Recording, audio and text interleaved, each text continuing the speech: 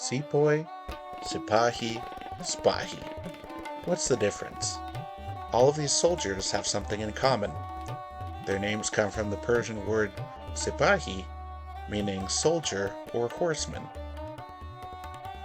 What is a sepoy? The word sepoy is an anglicized version of the Persian word. Sepoys were professional Indian infantrymen in Mughal or Maratha armies, though the term Sipahi can also be applied to them. Starting in the 1700s, they were employed by both the British and French East India Companies. The Portuguese also employed sepoys, and the Portuguese term Sipaio was also applied to African soldiers. The British East India Company employed the largest force of sepoys, with almost 300,000 Indian natives. Sepoys were usually armed with muskets, and they also used daggers and talwars, curved swords. They sometimes mounted artillery atop war elephants, or used them for transport. The British copied the French to create an army of sepoys. Diplomat Justin Shiels said, "It is to the military genius of the French that we are indebted for the formation of the Indian Army. Our warlike neighbors were the first to introduce into India the system of drilling native troops and converting them into a regularly disciplined force. Their example was copied by us, and the result is what we now behold. Today, the term sepoy, or Sipahi, is used for the rank of private in the Indian, Pakistan, and Nepalese armies." What is a Sipahi? Sipahi were professional cavalrymen of the Seljuk dynasty and later the Ottoman Empire. There were two kinds of Sipahi. First, Timurids were granted land, Timar, in return for their service. They were local levies instead of professional soldiers. Second, Kapikulu were members of the professional salaried standing army.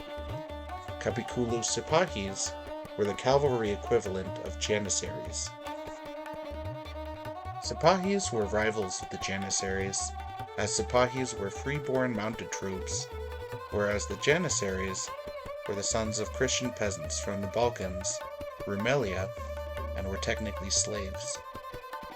Sipahis were similar to European knights, but initially they did not own their own fiefs. The state inherited their land when they died, in order to prevent landed nobility from rivaling the Sultan. However, by the end of the 1600s, estates could be inherited from father to son. Sipahi used different equipment depending on where they came from. Rumeli Sipahis from the Balkans used a round shield, lance, sword, javelins, plated armor, and horse barding. Anatolian Sipahis from what is now modern-day Turkey used a round shield, composite Turkish bow, arrows, kilij, a Turkish sword, and leather or felt armor. Sipahis also used maces and sometimes axes. They could become silatars, arms bearers, by performing great deeds on the battlefield. This brought position and wealth, but could also bring resentment from former comrades. Sipahis were the bodyguards of the Sultan and his family. Eventually, the Janissaries revolted and were disbanded. The Sipahis had an easier time, as they were later replaced more smoothly by a more modern military structure. What is a spahi, or spahi, in French? The spahi were light cavalry regiments of the French army, mostly from the Arab and Berber population of Algeria, Tunisia, and Morocco. Algerian and Tunisian spahis wore a Zouave-style uniform. Spahi were used from the 1830s on. They fought in World War I and World War II. Today, the modern French army keeps one regiment of Spahis as an armored unit with personnel recruited from France.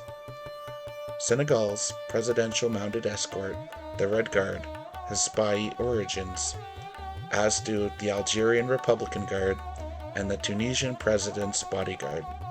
Italian Spahis were also used, but they were primarily mounted police in Italian Libya. Today, in some Hispanic American countries, like Argentina, the word Sipayo is used in a derogatory way for a hired henchman or mercenary.